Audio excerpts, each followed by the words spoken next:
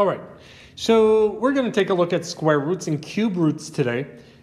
You likely know what a perfect square is and a square root, but just to redefine them, a perfect square is a rational number that is equal to a square of another rational number. That is, n is a perfect square if it is equal to another rational number, a squared. Fair enough. A square root. So the square root of n is a if n is equal to a times a. And basically a square root of a number is answering the question, like the square root of 64 answers the question, what number multiplied to itself is 64? That is 8. So how do we write square roots? We could write that as this. So I would read this as the square root of n is a, and what I've written next is wrong, or the square root of n is a. Now notice the subtle difference here, and we call this the index of the radical. So when we say index, it is simply that number there. And if you notice over here, there is no index, so it is just implied that it's a square root.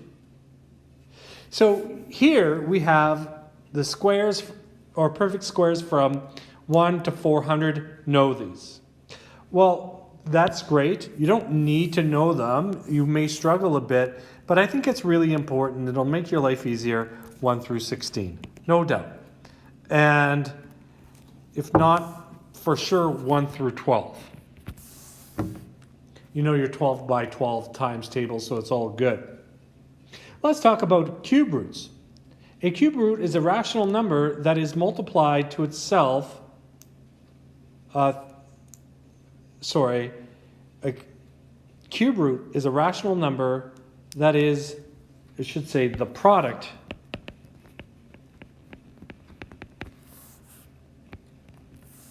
of a number multiplied to itself, and this yields a cube root. Okay, maybe let's try that again. I did write it correctly. A rational number that is multiplied to itself 3 times yields a cube root. So I guess what I'm trying to say is n is a cube root if you simply just a times a times a. Any number multiplied to itself 3 times, that product is a perfect cube. We also can write this as a cubed. Sorry, n is equal to a cubed. N is the perfect cube. So a cube root of n is a if a or n is equal to a times a times a. So a is the cubed root, and how do we write the cube root of n? We simply write it here. Notice how the index of my root changed 3. So we would read this as the cube root of n is a. I've filled out these 2 tables just off my memory, so you do the rest.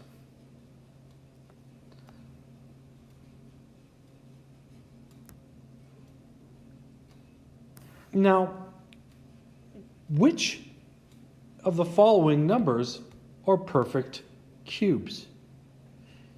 This is a fabulous question. I don't know. Is 9 a perfect cube? So just this once, I'm going to maybe encourage us to say, let's use our calculators. So when you see 9, is 9 a perfect cube? No. 1 is a perfect cube, 8 is a perfect cube, and 27. If you notice, 9 is not. But you can also tell by doing the cube root of 9. And what this yields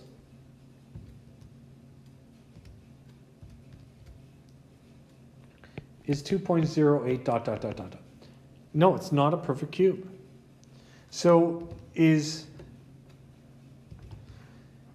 5,832 a perfect cube? It's a great question. going to punch this into my calculator. And it is. So the cube root of 5,832 is going to be 18. Likely you're asking yourself, how is he finding these cube roots? I just am using my calculator. How do I do it? Great question. I'm sure we'll talk about this in class.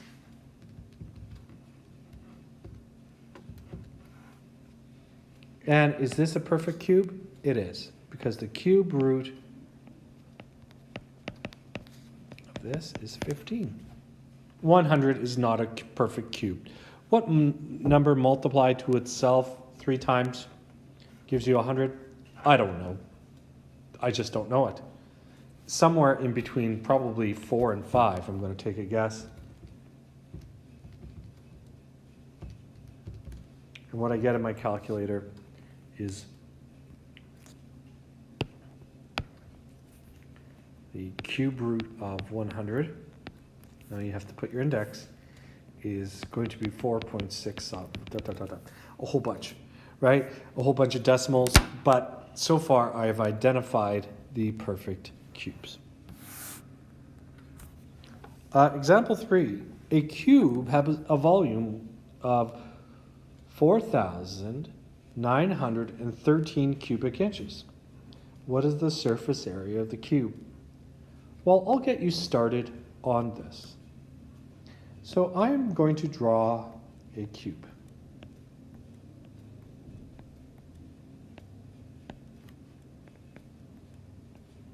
Oop.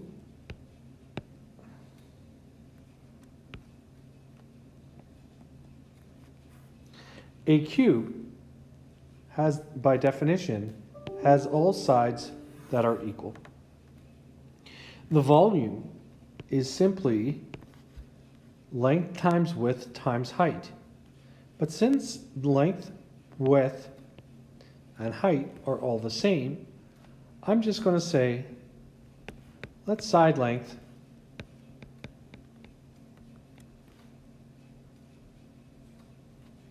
be represented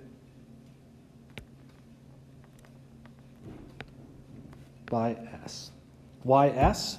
I don't know. Because side length, maybe L if you want. But anyways, the volume would be S cubed. And if I know that the volume is 4,913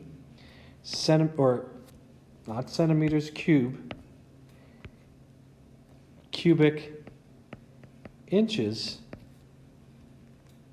So if that's the volume, that is going to be equal to S to the power of 3. So to figure this out, we can ask ourselves, what S value multiplied to itself gives us 4,913? So S is equal to the cube root of 4,913, and S, what number multiplied to itself 3 times gets you 4,913? It's 17 inches. Anyways, have fun.